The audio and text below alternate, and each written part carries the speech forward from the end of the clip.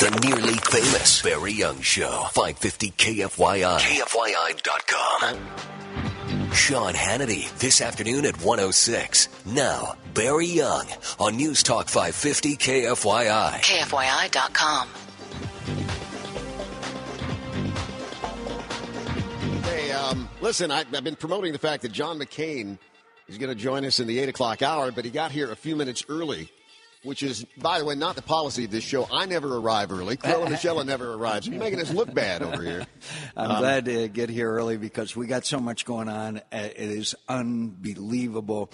First item, Washington, D.C. area received over $3.7 billion in stimulus money, or about $2,000 per resident, nearly 3 times the U.S. average. Your tax dollars at work. There we go. But look, listen, well, I know, and we got the DREAM Act to talk about. We got all. Don't ask, don't tell. But hold on. Before we go one step further, Babinski, listen to this. I'm going to mention these two names in one sentence. John McCain and Lady Gaga. Okay. Now listen to this, people. You think he's not hip. John McCain got a tweet from Lady Gaga. Did you know this? Oh, he tweets with Snooki all the time. You're tweeting with Snooki too? No. Snooki is about tanning beds. Lady Gaga is now weighed in on the don't ask, don't tell issue. I'm glad she's engaged. I hope she'll pay attention to the debate on the floor of the Senate starting on Tuesday morning, and maybe she would learn a lot, I hope, about the military and the unique role that the military plays in our society. And so we encourage every young person to be involved in this great national debate. Well, with Snooki on your side, who needs Lady Gaga? I better Twitter to Snooki and say, Snooki, this is cool. Snooki's had her hands full lately. So. This is really cool, though. This is cool. Because, I mean, it's not just every old U.S. senator walking around or some young buck congressman getting a tweet from Lady Gaga. Well, I'm really impressed. I am, too. But but the fact is, I'm serious. I hope she'll pay attention to the debate. I hope she'll have an appreciation of outright repeal of this before we assess the impact on readiness and battle readiness and morale of the men and women in the military. Before we have that kind of survey, to just outright repeal it is something that I think could be very damaging to our national security. All right, I tell you what, we'll pick up on that. We'll go with that first. John McCain with us in the 8 o'clock hour on KFYI. Folks, stay right where you are.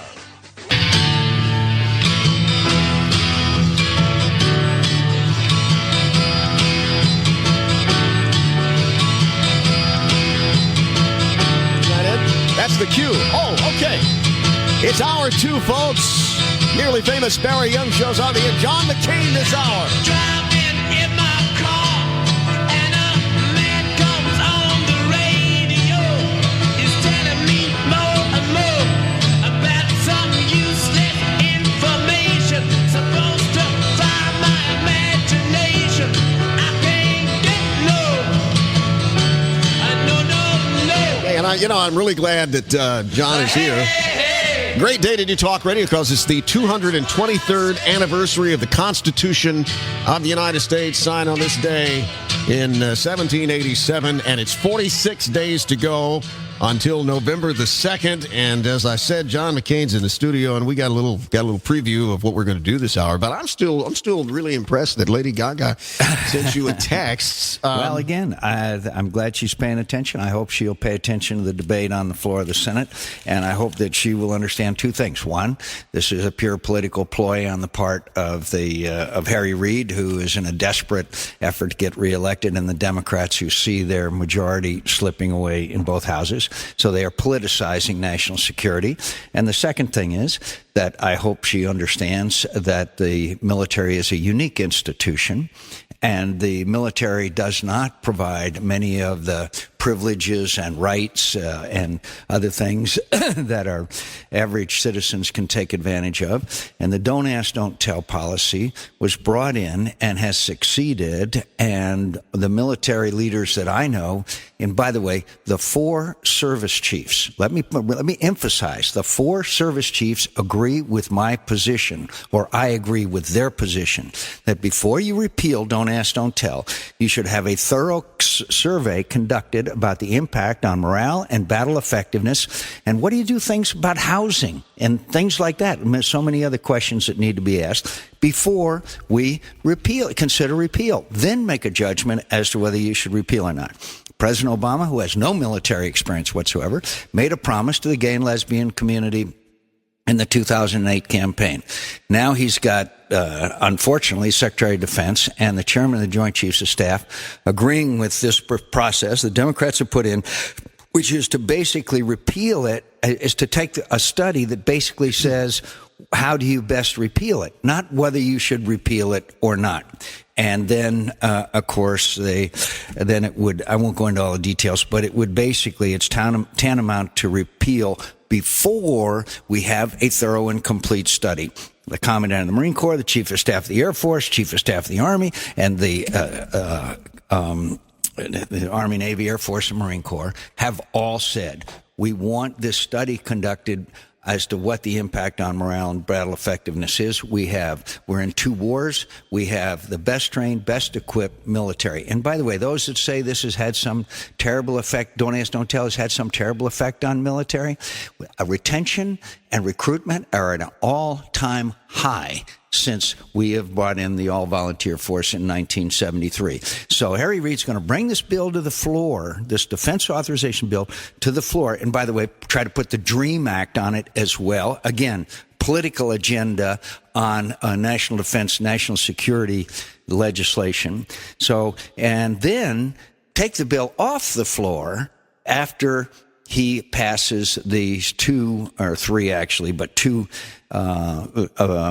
proposals, one on the repeal of Don't Ask, Don't Tell, and the other on the DREAM Act, which is allowing children of people who were brought here as children by their parents illegally a path to citizenship. That in itself deserves days of debate and discussion, not to be tacked on to the defense authorization bill. What Harry Reid has done, and the president and the Democrats have done, is they have politicized and put their political and social agenda ahead of the national security requirements of this country. Disgraceful. You, during the Did that explain it? Yeah, pretty good. Just get off the fence next time. Seriously. During the news update, you were reading something, a quote. Was it from an admiral or a general? There's a general, Army general that gave a talk. He's the chief of personnel of the Army. He gave a talk a couple of weeks ago. This was reported in the Washington Times. Let me just tell you what this guy said. He's the head of personnel. And the editorial says, new gay Army top general calls Christian soldiers bigots. Basically, it talks about how the bill is coming to the floor. Last month, a top military official offered a glimpse of how the military might look should the new policy take effect. Those serving who oppose the lesbian, gay, bisexual, and transgender agenda are no longer welcome. Those are the views of Lieutenant General Thomas Bostic. I'm quoting from the Washington Times now. Okay. The Army's Deputy Chief of Staff in charge of personnel matters, who spoke about Don't Ask, Don't Tell before several hundred troops at the European Command Headquarters in Stuttgart, Germany. Quote, unfortunately, this is a quote from the general, unfortunately, we have a minority of service members who are still racist and bigoted, and you will never be able to get rid of all of them, Lieutenant General Bostic said. But these people opposing this new policy will need to get with the program, and if they don't, they need to get out. No matter how much training and education of those in opposition, you're always going to have those that oppose this on moral and religious grounds, just like you still have racists today. So this is, and this guy is on the panel that would, in case of repeal, make policies concerning that. So he's saying if you disagree, if you believe that don't ask, don't tell should remain, you're a racist and a bigot, and you should get out, and you should get out of the military, resign your commission or your position, and leave. That's what this general is saying. It's disgraceful. Well, more importantly, I mean, you were an officer in the United States Navy. When did officers get to the point that they can speak out openly and take a position on what the civilian command structure will determine will be our policy? When did that start happening? Well, unfortunately, there is some of the greatest generals I've ever known in the military. Fortunately, people like David Petraeus, Ray Odierno, some of the finest leaders I have ever known, had the honor of being in the same room with. There's also the political generals, the political generals that failed early on in Iraq before we got General Petraeus over there and the surge. Political generals like this one, who obviously is looking for his next star. I mean, well, anyway, Americans need to get engaged in this debate. If they're not engaged in this debate, we're going to have a fundamental social agenda imposed on the military, which may have effects, and I emphasize may, because we haven't done a study, which may have serious impact on battle effectiveness and morale and recruiting. Right now, recruitment is an all-time high. If we have repeal of Don't Ask, Don't Tell, let's just say a scenario where maybe a parent doesn't want their son or daughter having to live with someone who is openly gay. That's a question that needs to be answered. There's many questions that need to be answered before we move forward, and they're trying to jam it through. And if I thought isn't it coincidental, Barry, that we're almost 2 years now in session, and Harry Reid is trying to push it just how many days before the election? It's political. It's all political. Well, yeah, that's what's infuriating. I mean, it is obviously political, but what I don't understand is that we have 46 days to the election. And if we go, Michelle, correct me if I'm wrong here, but I believe that every state or city or municipal, whoever, has put up these votes about, gay marriage and this kind of thing to a popular vote. It's my thought that every time they do it, it gets voted down. Every time. Okay. So which should tell the Democratic hierarchy that this is not a popular thing with the voters, and they're already in deep trouble 46 days out. Well, I totally agree. And when we're talking about the fact that we're in 2 wars and they won't even agree, as the 4 service chiefs, every service chief has said, we want an in-depth study as to how this will impact our battle effectiveness and our morale, and what policies would have to be changed. Instead, they're trying to jam it through for political reasons to galvanize their base. And by the way, he's putting the so-called DREAM Act on it also, again, because of the Hispanic vote that they're trying to get turned out in Nevada and across the country. Look, on the DREAM Act, that is, as we mentioned, children of people who were brought here when they were illegal because they were children. They want to give them a path to citizenship. Look, if we don't secure the borders first, then we're going to be dealing with DREAM Act children forever. Is it a back? So don't they get the picture? Is it backdoor secure first? Is it backdoor amnesty? Is it a backdoor? It's a backdoor amnesty, and wouldn't it encourage other people to bring their children to this country illegally? And shouldn't it be debated and amended separate from the the defense authorization bill, which is all about defense? I'm sorry I'm so fired up this morning, but I'll tell you, I have never seen a more political environment than these Democrats are running scared, and they'll do anything, obviously, to try to hold on to their majority, and I don't think they're going to do it. All right, well, I tell you what, we got to pause for a second, and then I want to get into the DREAM Act and talk about that just a little bit. Before I do, let me ask you your opinion. With 46 days out, knowing that anything can change, I think everybody would agree the House, for the Democrats, they've lost it. I think everybody would probably agree they've lost it. What do you see on the Senate if it happened today? What do you think? I see a chance, a pretty good chance if it happened today. But I want to caution my friends, in 46 days, a lot can happen. That's a lifetime politically. We cannot count our chickens before they're hatched. I was on the phone yesterday with a lot of the Tea Party leaders around the state. I told him frankly, I've seen a little bit of a drop-off since last summer when we were fighting Obamacare every single day. We got to ratchet it up. We cannot take anything for granted. There are 3 House seats in this state that we can switch to Republicans, but we've got to get our vote out. We've got to look. I worry a little bit about overconfidence. In fact, I worry a lot about overconfidence. I worry a lot. So overconfidence is something that we cannot rely on. We got to run as if we're behind. We got to run as if we're behind in every poll. Michelle, you disagree? He's laughing, no, because you and I are exactly, Senator, we are on the same page. This is what I tell him every day. Because whenever I hear a poll that says, if the election were held today, this is what would happen. Well, the election is not being held today. And don't discount the huge amounts of union money that's going to come into this race. No. Union money is going to pour into these races. I'm telling you, these independent campaigns and all that, we just got to act. We got to act like we are 3 points behind, and all we got to do is make up those 3 points 100% by getting out our with vote. you. See, this is what happens. We're ganging up on you, Barry. We're ganging up on you. I get all fired up, and she sits over there and she says, hold on, you got premature stamina. So hold on. It's got 46 days to go. All right, everybody hang on for a second. Senator John McCain is with us on KFYI. Michael Savage, tonight at 7:06. Barry Young, now on News Talk 550 KFYI. KFYI.com.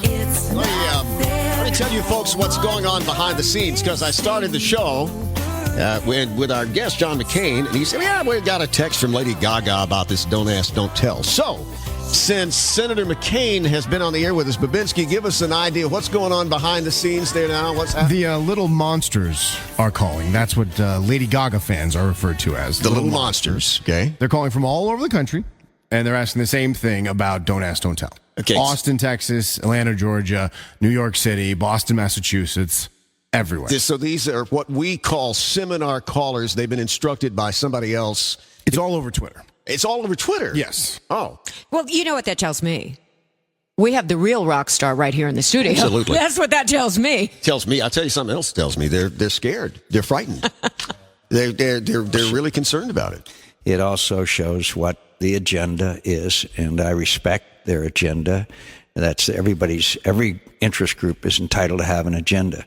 But it really shows also that this was a political promise the president made, who has no knowledge, background, experience whatsoever with the military or national security issues. And they want to cash in. And I've had, by the way, I've had not, we have people come and sit in my office, which is something that's their right to do if they want to. We've had 2 groups sitting in my office: the DREAM Act people and the repeal of Don't Ask, Don't Tell people. Maybe I can offend some other group, and they can have a real confab. Are they handcuffing themselves to the fences and the doors? What happens is they sit in the Capitol, and it is a rule in the Capitol that you can't remain in someone's office after closing time. So then they get, quote, arrested, and then they're escorted out. That's priceless. By the Capitol Police, not by our people. I hope we apply that rule to Harry Mitchell. You cannot stay in the office after closing 46 days from now.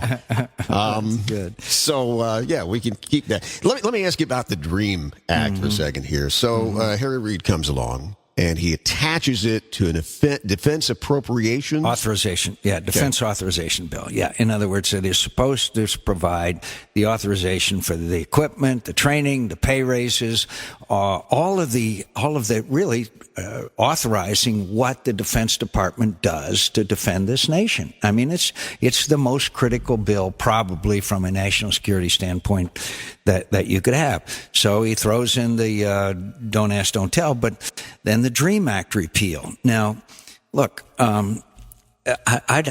first of all, it has no business on the defense authorization bill. 2, it's an act of desperation as they see their polling numbers drop. And 3, look, suppose that, and there is a humanitarian side to this issue. Children who were brought here as children, I understand that. We all appreciate it. But shouldn't we get the border secured so that we stop this terrible thing from happening? Shouldn't we make sure that if we address this group of people who are brought here as children, that there's not another group within X number of years who are brought here by their parents as children as well?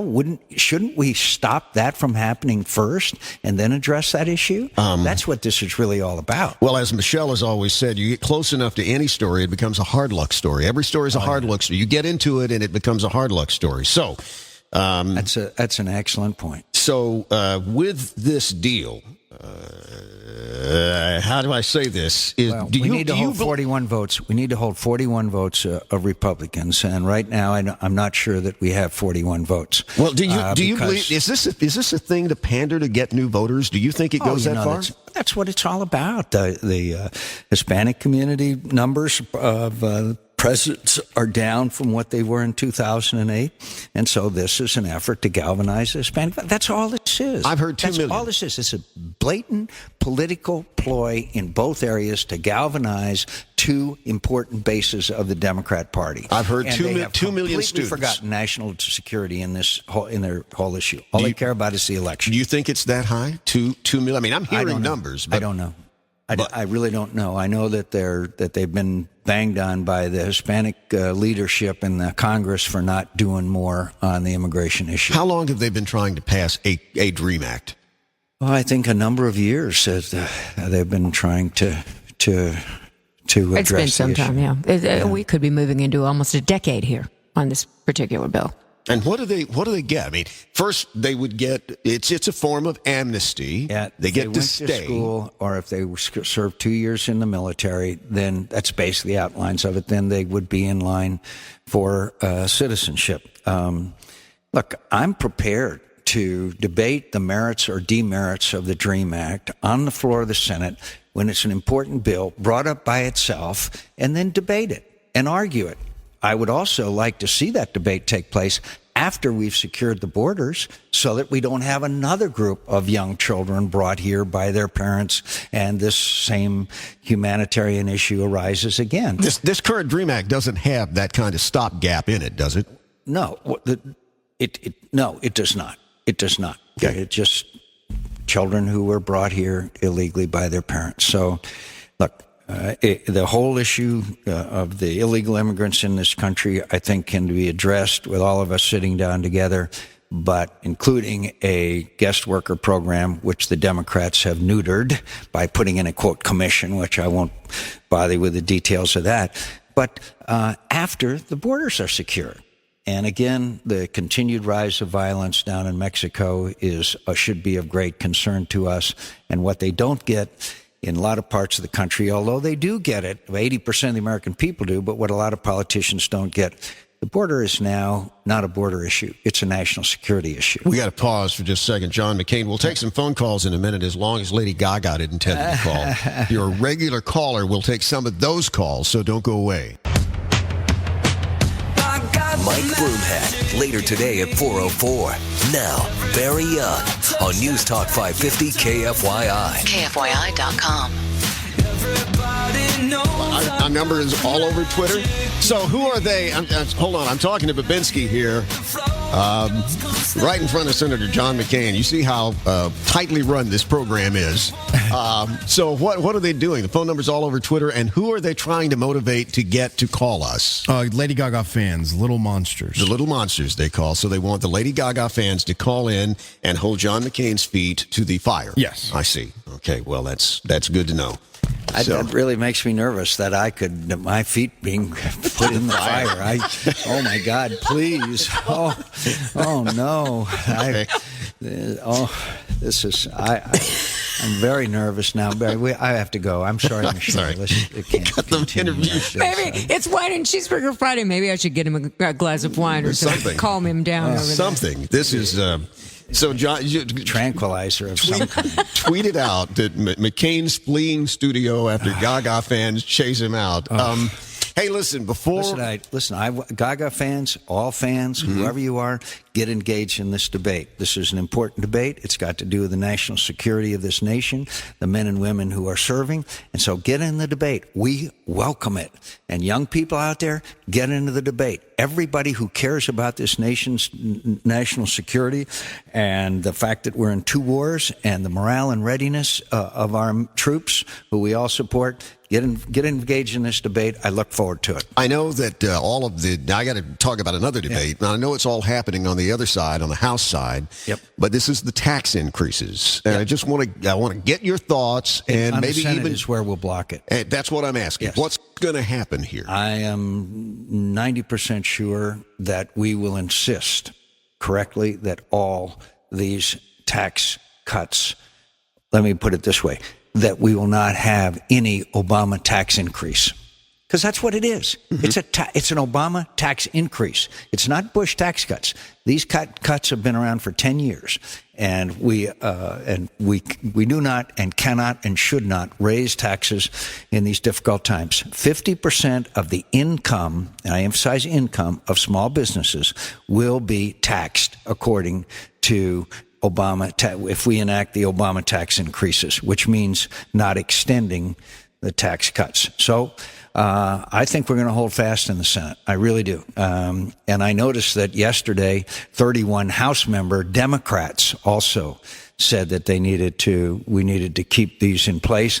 And I also noticed that some of our more moderate moderate Democrats on the other side of the aisle, 4 or 5 of them have also said the same thing. We got to hold fast. Have you ever, like this don't ask, don't tell, tax increases? Class warfare. Yeah, class warfare. That's what Obama is doing. Class warfare. We hate the rich. We want to get them. Fine. That have you ever never seen worked. anything like this come up days before the midterm elections? Have you ever seen anything like this? Well, what they're seeing out there, and Michelle and I are arguing for extreme caution, but what they're seeing out there right now is a tsunami.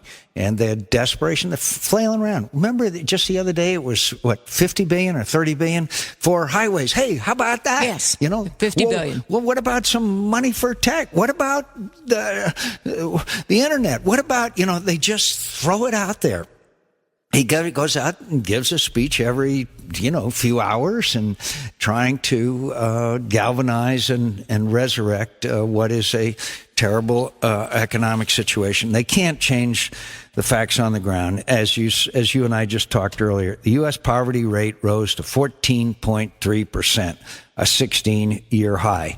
This is after the summer of recovery. Mm-hmm. The facts on the ground are what are going to determine this election. Well, and what's going to determine this election also is how Republicans, how conservatives talk about it. So many people come to me and they're so frustrated. Why do we allow the Democrats to define a expiration of the tax cuts as cost to the Treasury? That is so insulting. That is just profoundly insulting. That me being able to keep some more of my income is a cost to the United States Treasury. That's why, in my view, we have to promise the American people. They understand we'll still have Obama as president, but we will make every effort to repeal and replace Obamacare, in pork barrel spending, secure the border, make the tax cuts permanent. Make no tax increases. Yeah. We could give them agenda of 5 or 6 things that we would say this is our agenda. Absolutely. Now, again, I'm not saying we can succeed in all that, but we are in tune with the majority of the American people, and I think we can do a heck of a lot of it. And Republicans have to understand.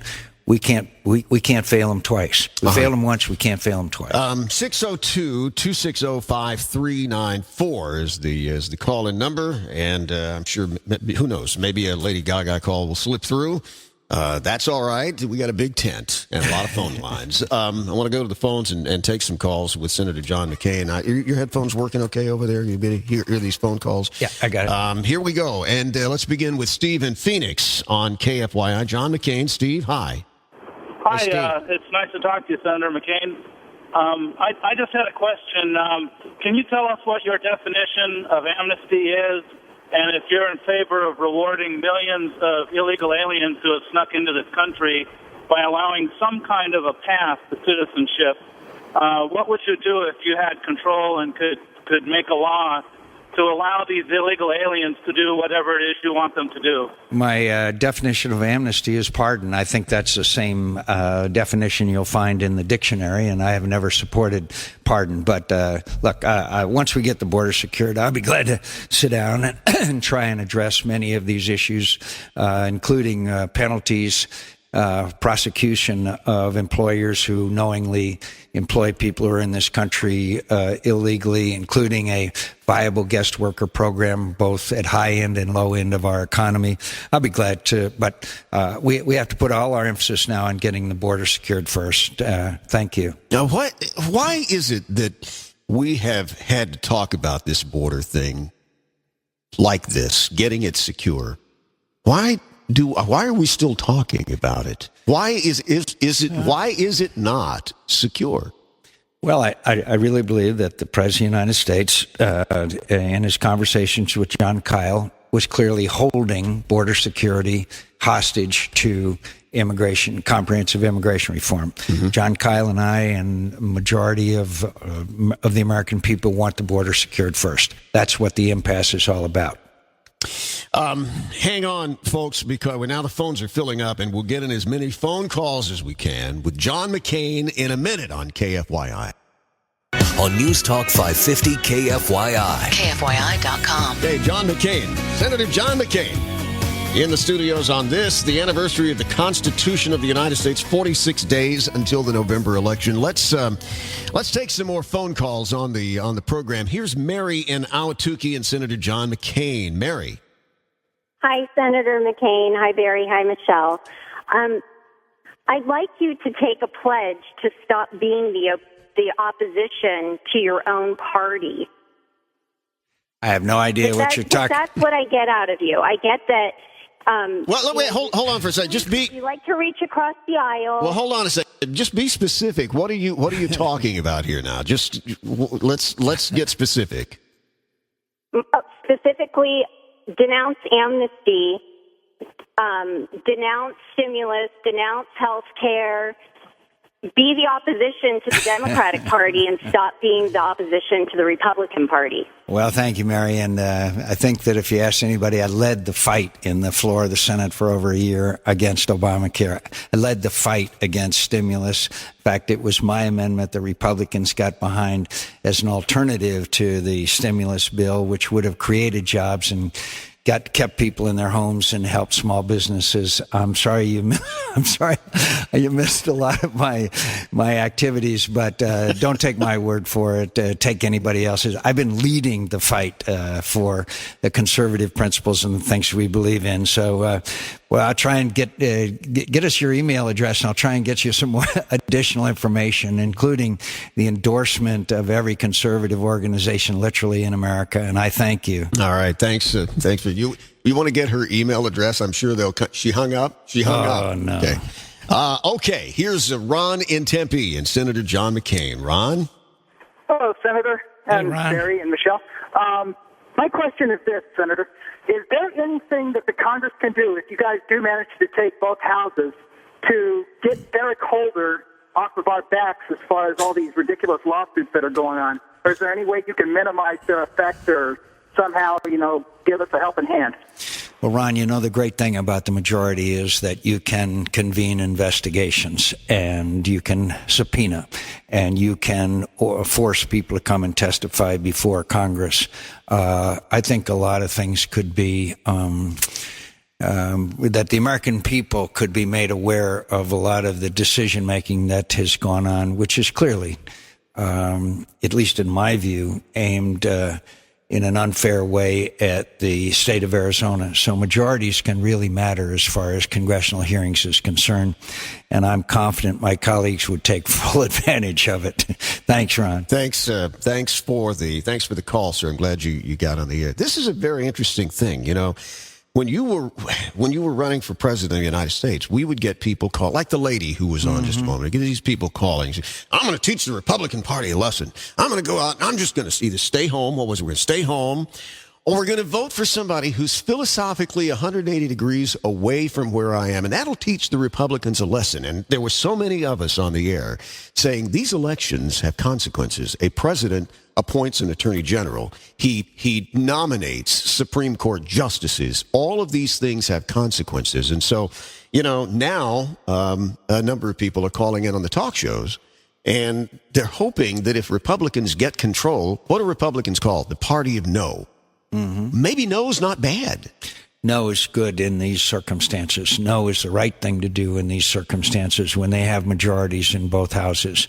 And when we get majorities in both houses, and I emphasize if, and Michelle, we got to be very, very cautious, then we can set an agenda that gets back to the conservative principles and the things that people are yearning for. Like, I don't like to revisit the 2008 campaign, but there is no doubt that the economic collapse had a profound effect on the election. And I'll take blame for any mistakes or anything that was done wrong. But I think the American people now, well, you've seen the billboards are springing up all over the country with a picture of George Bush on them, and he's saying, "Do you miss me yet?"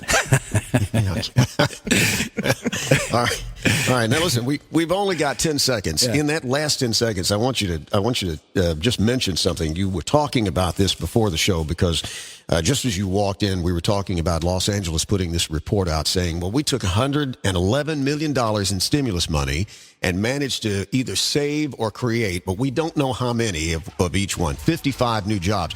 You and who else put out the latest Tom book? Coburn, the Summer Blues. Come up on our website and you'll see a great 100-part projects that are total waste of time. My friends, when you hear all this back and forth, jobs created, saved, just remember one thing. They promised the unemployment rate would be a maximum of 8%. It's not. They were wrong. And this has been a terrible failure and a disgraceful mortgaging of our children and our grandchildren's futures. That's why I'm optimistic about how many days? 46. 46 days. Come back. Thanks, pal. Senator John McCain, and it's KFYI, folks.